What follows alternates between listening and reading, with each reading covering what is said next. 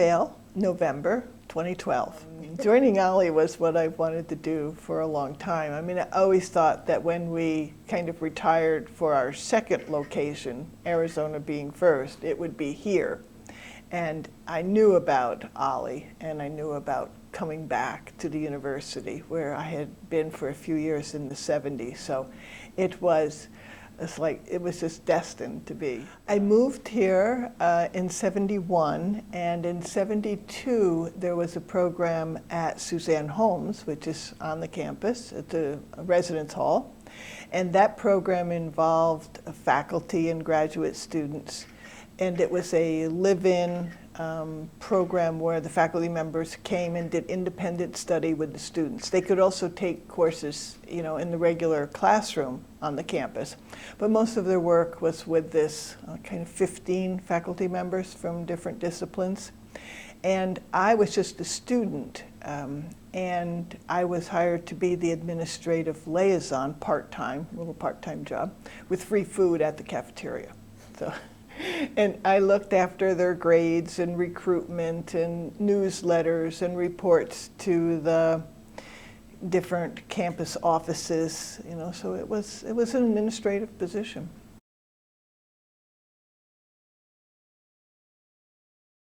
I joined in 2012 and I took my first class, so that would be winter term 2013.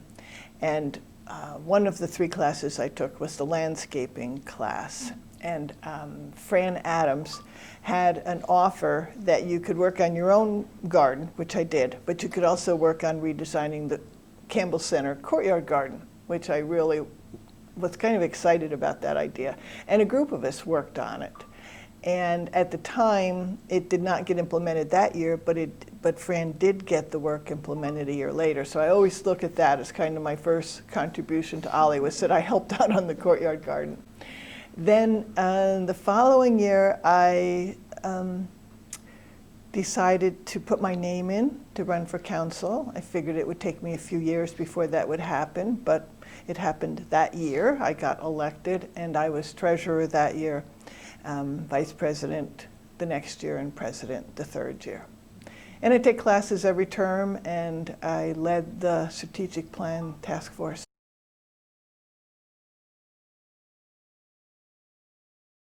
I would say leading the strategic plan task force, that was a very, very exciting time. There were 12 of us, and we spent a year and a half doing that work, kind of about 3 or 4 months preparation as to how to approach strategic planning, and then some really straightforward work and analysis for a year, and then sharing it with the membership and all the key committees for the last probably 4 or 5 months, and then it was adopted by council. So we approached kind of everything in that, from member support to mission statement, curriculum, finances, governance. It was a pretty comprehensive piece of work, and I was thrilled to be part of it, and it was a great group to work with.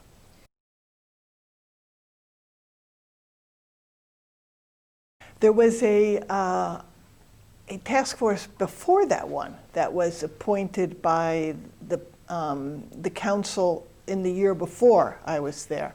I think that would have been probably Tam, who would have been the president then.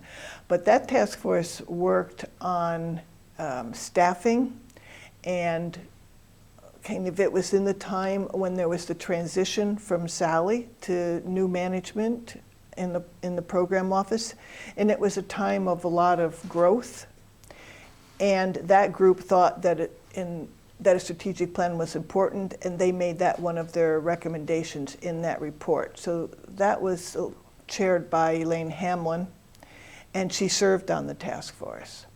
So that's how I think they saw it as a critical need. There had been one in place, and it needed to be updated, and there were some issues that they wanted to address, particularly growth and facilities. Did we need another building? What did we need to do with this building? How could we grow and be sustainable?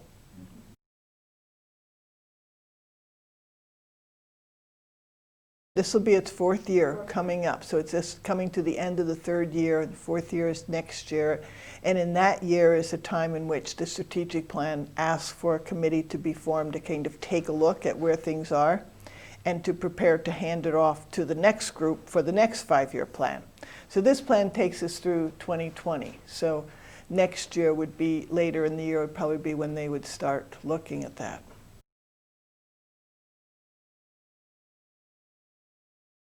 I think it's been an excellent outcome, and most of the initiatives have been implemented or are in progress. I would say 85% of them are either underway or completed, and some of the ones that aren't maybe don't have a reason to be or are more difficult and will be done later. A strategic plan for fundraising is one of the ones that has yet to be completed or really implemented. So I'd say the majority have been done. The last 3 years since it was done have been, I think, successful time with member growth and member satisfaction holding constant as we have been growing.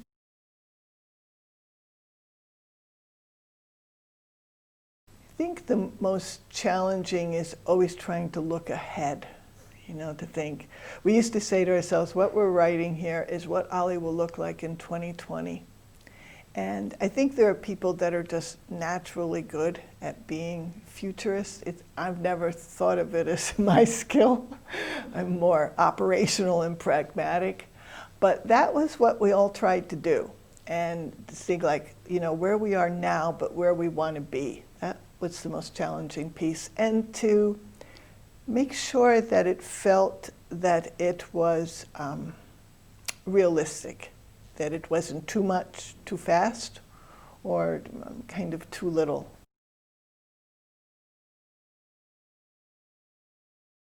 Well, buy-in from members was important, and same with committees, because that piece had not been fully realized in the prior strategic plan.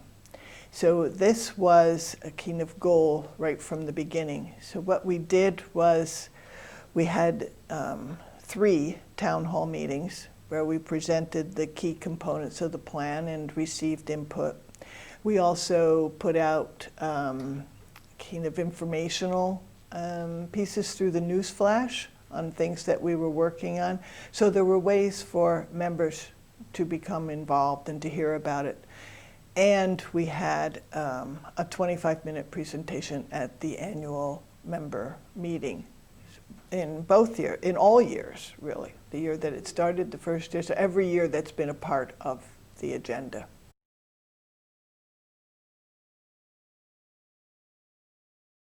It's a very hard question to answer. I followed Susan, and she was such a strong, committed to process president that there weren't many obstacles that I faced, that council faced. She had done so much work in really making it a cohesive body, and so I just felt I was following in that. I would say that there always is the obstacle of finding leaders for not only council but for the committees. So I would say that might be the greatest obstacle of leadership development. That people retire and they think, I don't want to get really involved. I want to travel. I want to be able to do this, and those are all very real things. But there are some positions that require a more dedicated kind of commitment. So I think that was the biggest challenge, trying to do leadership development.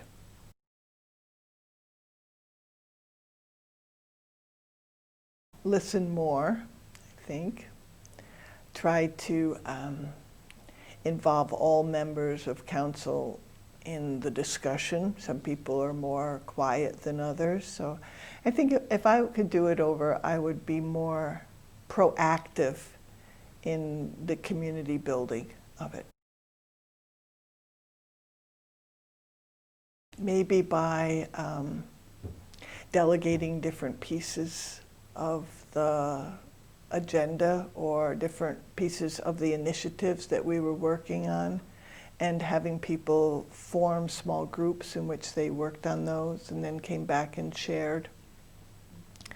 There's a challenge with how efficient you can be and get things done, and OLLI was, I mean, with the office running so smoothly and so many dedicated volunteers and the new volunteer coordinator, Pauline, in place, it was very, smooth.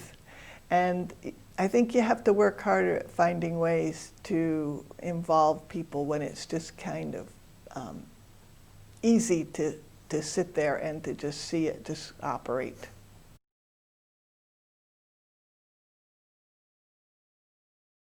I'm leading the future space, co-leading the future space and renovation fundraising effort, which is not at all in my wheelhouse, and except for the project management piece of it. But it's exciting. It was exciting to do room A to see what it can look like.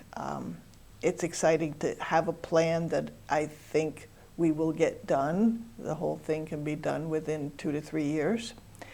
And OLLI will have a home that has the look and feel that's as quality as, as high quality as what goes on in the classroom.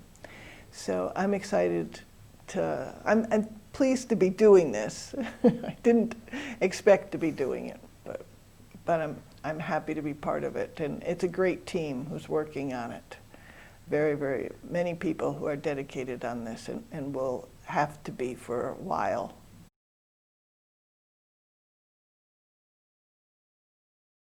The challenges in that is it's multi-level working with the university, which isn't a challenge, it's just you have to be aware of all of the different players and things that you have to be responsible for communicating to those players, facilities, the foundation, outreach office, and then just the logistics of when construction is going on here, where will we meet, what will be the options if we have to be, have some of the rooms not available for a term. So those are the things to think about. And then the fundraising, how to generate that excitement within the membership to raise $500,000.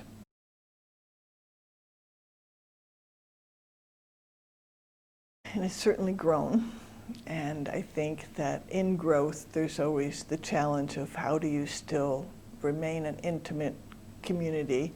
It's so fun to walk into a room where everybody knows you and you just feel like it's just an extension of home or just a part of your family. So I think that when I did the interview for the strategic plan of people who were the founders of OLLI and who knew it when it was 75 members and 200 members and 400 members, the things that they would describe are difficult to have when you're nearly 2,000 members.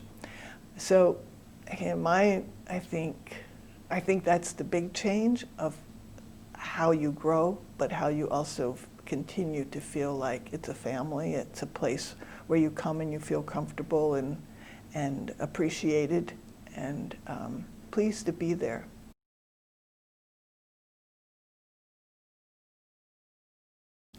Well, one of the big things with the strategic plan, there's a whole initiative on how to have a closer relationship with the university. And this was something that I have seen change in the 5 years.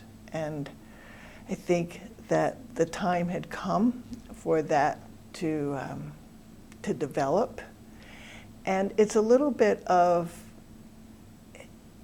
trying to see OLLI that it is part of the university and not just like an affiliate that's off to the side, but that it is one engaged learning community with a common set of values and a common vision for quality of life, and that there are so many opportunities for OLLI students, OLLI members OLLI learners to be involved with the university and for the university to be involved with OLLI. So I thought that Gene Stallman's letter in the catalog really addressed all of that with, how to be a part of this wonderful community.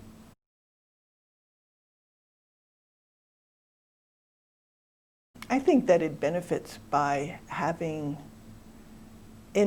learners of all ages on the campus, and that whether or not they're involved in taking a class on the campus or supporting cultural events, attending art events, attending athletic games, intergenerational discussions can be great.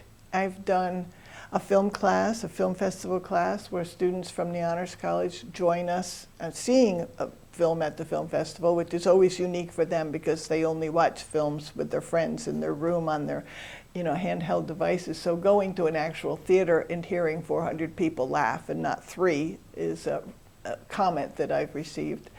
And then they come and join us in the classroom. So that was a lot of fun, and I hope that there's more opportunities to do that. I think there are many ways that OLLI members who have a wealth of experience can participate with the students, and we have to find ways to do that. And part of that is that it takes a lot of work and a lot of organization to be able to do that, and that's not going to come directly from the university, because they have full-time jobs. And so as we think of these programs to share back and forth, I think we also have to think that we're part of the implementation of that, not just an idea generation. When President Schott spoke at our community lecture a year ago, she spoke about how fortunate it was when she was a student to have to rent a room from an older woman who remained a lifelong friend of hers, and how one of the barriers to SOU is affordable housing for students. They had a consultant come in, and that was one of the things that they listed as a challenge for students coming here, whether or not they could find an affordable place to live. And she said, somebody could step up and build a program that connected OLLI members and others to students who would like to rent a room. She said, but it's a great idea, but someone has to take the lead in making that happen. And I think as we become more engaged, those could be opportunities.